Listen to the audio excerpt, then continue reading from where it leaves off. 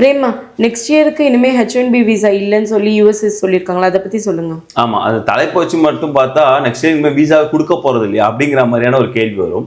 அது அப்படி கிடையாது. நெக்ஸ்ட் ஃபிஸ்கல் இயர் 2026க்கான புது H1B விசாக்கான அந்த கேட்டு வந்து மூடிட்டாங்கப்பா. இனிமே வந்து யாருக்குமே இதுக்கு மேல கொடுக்க மாட்டோம், ஹவுஸ்ஃபுல்லிங் ஏற்கனவே அப்படின்னு வந்து சொல்லியிருக்காங்க. அது என்ன, அது யார் யாரெல்லாம் இம்பாக்ட் பண்ண போது, மிக முக்கியமான ஒரு விஷயம். சப்போஸ் H1B கிடைக்கலனா என்ன ஆல்டர்னேட் ஆப்ஷன் இருக்க போகுது, ப்ரொஃபஷனலுக்கு என்ன ஆல்டர்னேட் ஆப்ஷன் இருக்க போகுது, ஸ்டூடெண்ட்ஸ் முடிச்சிருப்பாங்க இல்லையா அவங்களுக்கு என்ன ஆல்டர்னேட் ஆப்ஷன் இருக்க போகுது, இந்த மாதிரி ரொம்ப யூஸ்ஃபுல்லான ஒரு விஷயமா இந்த வீடியோ இருக்க போது. வாங்க வீடியோக்குள்ள போகலாம். ஏகான்ஸ் ஆப்பை பத்தி நான் இன்வெஸ்ட் பண்ண நாள்லேருந்து அதுக்கான அப்டேட் கொடுத்துக்கிட்டு இருக்கேன். லோ ரிஸ்க் நல்ல ரிட்டர்ன். நீங்க வந்து ஸ்டாக் மார்க்கெட்ல இன்வெஸ்ட் பண்ணீங்கன்னா வந்து ஹை ரிஸ்க் ஹை ரிட்டர்ன் நான் ஒத்துக்கிறேன். ஆனா எல்லாத்தையும் நம்ம ஸ்டாக் மார்க்கெட்ல போடணும்னு அவசியம் இல்லை. கைண்ட் ஆஃப் மியூச்சுவல் ஃபண்ட் கொஞ்சம் அமௌண்ட் வந்து அதுல போட்டு வைப்போம் அப்படின்னு நினைச்சீங்கன்னா ஏகான்ஸ் ஆப் வந்து ஒரு நல்ல ஒரு ஆப்பர்ச்சுனிட்டியை தராங்க. நான் வந்து யூஸ் பண்ணிட்டு இருக்கேன். அதோட ரிட்டர்ன்ஸுமே உங்க ஸ்கிரீன்லயும் காட்டுறேன். உங்களுக்கு வேணும்னா அந்த லிங்க் வந்து டிஸ்கிரிப்ஷன்லயும் பின் கமெண்ட்ஸ்லயும் இருக்கு. பிளஸ் நீங்க ஃபர்ஸ்ட் டைம் ஜாயின் பண்ணும்போது உங்களுக்கான ரிவார்ட்ஸும் அதுல இருக்கு. Hey guys, welcome back to our channel. வணக்கம் நண்பர்களே, நான் உங்க பிரேம் பேசுறேன். நான் உங்க ஆர்த்தி பேசுறேன். பிரேமா வருஷம் எவ்வளவு விசா கொடுத்துட்டு இருக்காங்க? இமிகிரேஷன் ஆக்ட்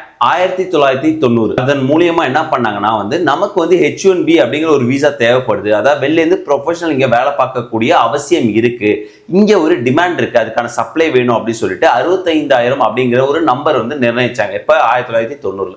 2004 என்ன பிரச்சனை வந்துச்சுன்னா வந்து அந்த 65,000 10ல இங்க நிறைய மாணவர்கள் வந்து இன்டர்நேஷனல் ஸ்டூடெண்ட்ஸ் வந்து முக்கியமா வந்து இங்க பயில்றாங்க, MS பண்றாங்க, மாஸ்டர்ஸ் பண்றாங்க. அதன் காரணம் என்னன்னா இங்க நமக்கு ஒரு ஜாப் ஆப்பர்ச்சுனிட்டி இருக்கும் அப்படிங்கிற மாதிரி மாஸ்டர்ஸ் பண்றாங்க. ஸோ அப்ப என்ன பண்ணாங்கன்னா அப்படி மாஸ்டர்ஸ் பண்ண வர பசங்களுக்காக ஒரு 20,000 கோட்டான் அப்படின்னு வச்சிருந்தாங்க. இது 2004.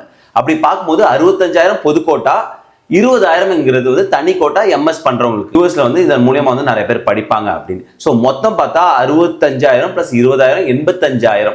என்னாச்சு, 1990 ஒரு நம்பரு, 2004 ஒரு நம்பரு, 2025 அதே நம்பர். 20 வருஷம் மேல ஆயிடுச்சு.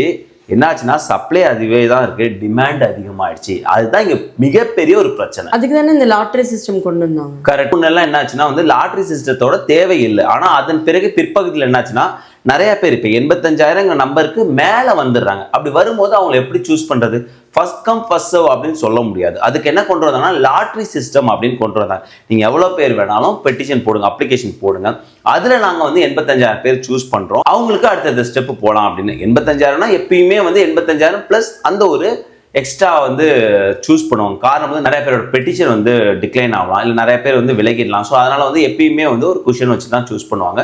ஸோ அதுதான் வந்து லாட்டரி சிஸ்டம் 2010க்கு பிற்பாடுல வந்து ரொம்ப முக்கியமான ஒரு ரோல் பிளே பண்ணுச்சு. 3 வருஷம் அதுல ஏதோ சேஞ்ச் கொண்டு வந்தாங்கல்ல. கரெக்ட். ஸோ மாற்றம் ஒன்றே வந்து இங்க மாறாதது என்ன ஆச்சுன்னா வந்து இந்த ஒரு லாட்டரி சிஸ்டம் இருந்து என்ன பண்ணாங்க, அந்த லாட்டரி சிஸ்டத்துல 2 லட்சம் அப்ளிகேஷன் வருது. அந்த 2 லட்சம் அப்ளிகேஷன் கம்ப்யூட்டர் லாட்டரியில போட்டு அதுல 85,000 எடுத்தாங்க.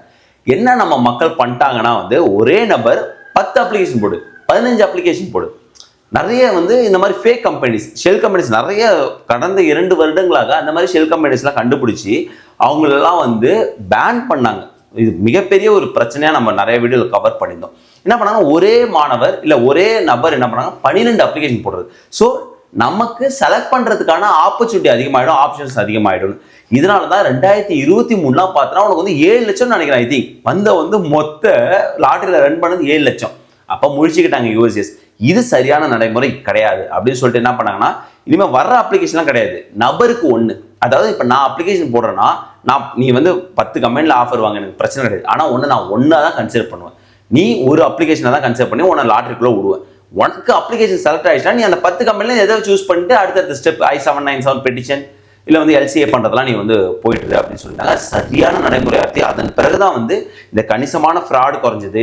உண்மையாக ரொம்ப நாள் வெயிட் பண்ணுவாங்க பார்த்தியா மக்கள், அவங்களுக்கு ஒரு சரியான ஆப்பர்ச்சுனிட்டி வந்து கிடைச்சது. ஒரு டேட்டா பார்த்தீங்கன்னா உங்களுக்கு நிறைய இன்ஃபர்மேஷன் தெரிய வரும். இது 2021 2026 ஃபிஸ்கல் இயர் வரைக்கும் உள்ள டேட்டா.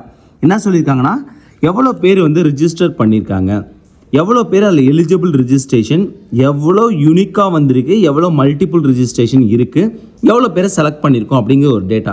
இந்த டேட்டா மட்டும் கூர்ந்து பாருங்க. நான் முன்னாடி சொன்ன மாதிரி ஒரே நபர் நிறைய ரிஜிஸ்டர் பண்ணி அவருக்கான சான்சஸை அதிகப்படுத்துறது பார்த்தீங்கன்னா 2024 4 லட்சம் அந்த மாதிரி வந்திருக்கு. அப்போ ஒரு மிகப்பெரிய மோசடி நடந்ததாக வந்து குற்றச்சாட்டுலாம் போச்சு. அதன் பிறகு தான் பாஸ்போர்ட்டை வச்சு இதை ஒழுங்குபடுத்தினாங்க. அதான் நீங்கள் எத்தனை வேணாலும் ஆஃபர் போடுங்க, ஆனால் உங்களுக்கு ஒரு என்ட்ரி தானே.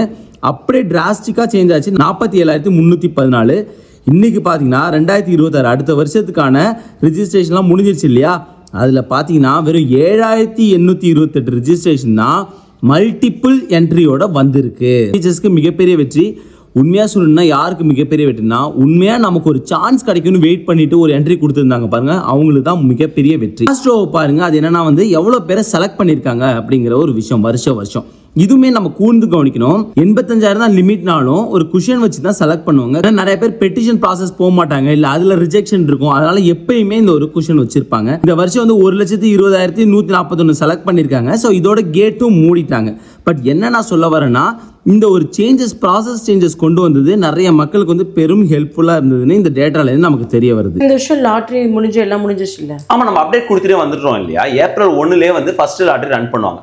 பொதுவாகவே என்ன பண்ணுவாங்கன்னா வந்து அடுத்தடுத்த லாட்டரி ரன் பண்ணுவாங்க. ஏன்னா முதல்ல ஒரு லாட்டரி ரன் பண்ணுவாங்க, நிறைய பேர் வந்து அடுத்த ஸ்டெப் போக மாட்டாங்க, இல்லை நிறைய ரிஜெக்ஷன் இருக்கும். ஸோ அதனால வந்து அடுத்த லாட்டரிக்கான தேவை இருக்கும். இப்போ என்னாச்சுன்னா வந்து இதுக்கு மேலே லாட்டரி கிடையாது, அந்த குடோன் ஃபுல் ஆயிடுச்சுன்னு கேட்டை இழுத்து மூடிட்டாங்க. இதுக்கு மேலே வந்து லாட்டரி கிடையாது. அடுத்து இது வரைக்கும் செலக்ஷன் ஆனவங்களுக்கு வந்து தயவு செஞ்சு உங்கள் எம்ப்ளாயர் ஒரு அட்டார்னியை காண்டாக்ட் பண்ணி நீங்கள் அடுத்தடுத்த ஸ்டெப் போயிடுங்க. ஏன்னா அவங்க தெளிவாக கொடுத்துருக்காங்க. இதன் பிறகு அடுத்த வருஷத்துக்கு புது H1B யார் யார் கொடுக்கப்படும்.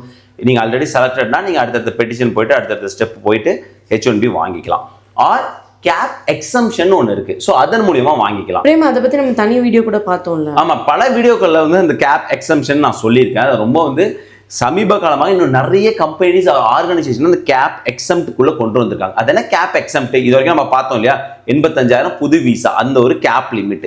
இந்த கேப் எக்ஸம்ட்டுங்கிறது உங்களுக்கு இந்த கேப் லிமிட்டுக்குள்ள வராது. எவ்வளோ விசா வேணாலும் கொடுக்கலாம், நீங்க வருஷத்துல எப்போ வேணாலும் வாங்கிக்கலாம். அதுதான் வந்து H1B கேப் எக்ஸம்ட் அப்படின்னு வந்து சொல்றாங்க. ஆனா எந்தெந்த நிறுவனங்கள் உங்களுக்கு ஸ்பான்சர் பண்ணணும், அது வந்து ஒன்று கவர்மெண்ட் என்டிட்டி பாடியாக இருக்கும், இல்லைனா வந்து NGO, இந்த மாதிரி நிறைய இருக்குது. ஸோ நிறைய நிறுவனங்கள் இதுக்குள்ளேயும் இருக்காங்க. ஸோ இந்த ஒரு ஆப்ஷனும் இருக்குது. ஸோ சப்போஸ் உங்களுக்கு H1B இப்போ செலக்ட் ஆகணும்னா H1B கேப் எக்ஸம்ட்ல போலாமா அப்படிங்கிற ஒரு ஆப்ஷன் நீங்கள் எடுக்கலாம். இப்போ ஸ்டூடெண்ட்ஸ்லாம் பாவம்ல செலக்ட் ஆகல. ஆமாம், மிகப்பெரிய ஒரு பின்னடைவாக அவங்களுக்கு தான் பார்க்குறாங்க. அதான் வந்து நிறைய பேர் என்ன சொல்லிட்டு இருக்காங்கன்னா, இந்த ஒரு சப்ளை வந்து ரொம்ப கம்மியாக இருக்குது, நீங்கள் டிமாண்ட் அதிகமாகிட்டு இருக்கு, ஸோ அதுக்கு தகுந்த மாதிரி வந்து அட்ஜஸ்ட் பண்ணுங்க அப்படிங்கிற ரொம்ப நாளாக வந்து அந்த பேப்பர் வந்து இன்னும் மேஜையிலே இருக்குது. ஸோ இரு அவைகளுமே வந்து சைன் ஆகலை. ஸோ கேப் லிமிட் ஏற்றணும் அப்படிங்கிறது. பட் ஸ்டூடெண்ட்டுக்கு என்னென்ன ஆப்ஷன் இருக்குது? இப்போ சப்போஸ் யாராவது வந்து ஸ்டெம் ஓபிடியில் இருந்தாங்கன்னா 3 years தான் இருக்க முடியும். அந்த 3 லாட்ரி தான் ஆப்ஷன் இருக்குது. ஒரு லாட்ரி பேசினா இன்னும் 2 லாட்ரி இருக்குது.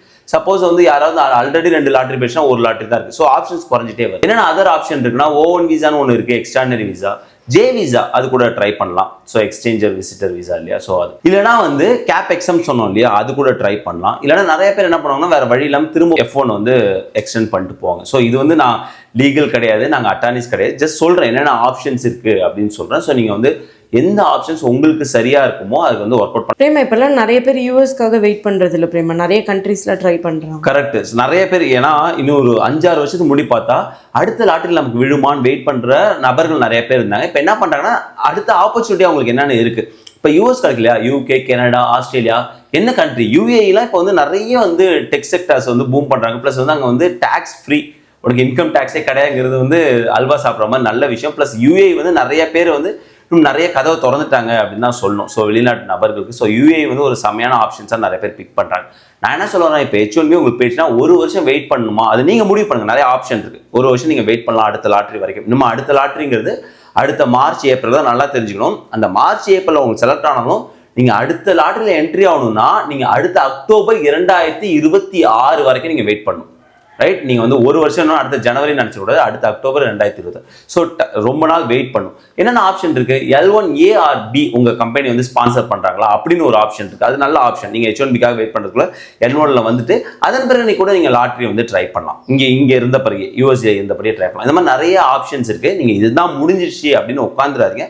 அடுத்தடுத்து என்ன ஆப்ஷன் இருக்கோ அதை ஒர்க் அவுட் பண்ணுங்க. ஸோ அதுதான் வந்து ஒரு அப்டேட் கொடுக்கணும்னு வந்து இந்த வீடியோ பண்ணது. ஐ ஹோப் உங்களுக்கு இந்த வீடியோ யூஸ்ஃபுல்லாக இருக்கும்னு நினைக்கிறேன். மறக்காம நம்மளோட சேனல் லைக் பண்ணுங்க, ஷேர் பண்ணுங்க, சப்ஸ்கிரைப் பண்ணுங்க. மறக்காம அந்த பெல் ஐகானை தட்டி விட்டு போங்க. தேங்க்ஸ் ஃபார் வாட்சிங் திஸ் வீடியோ ஃப்ரெண்ட்ஸ். நன்றி.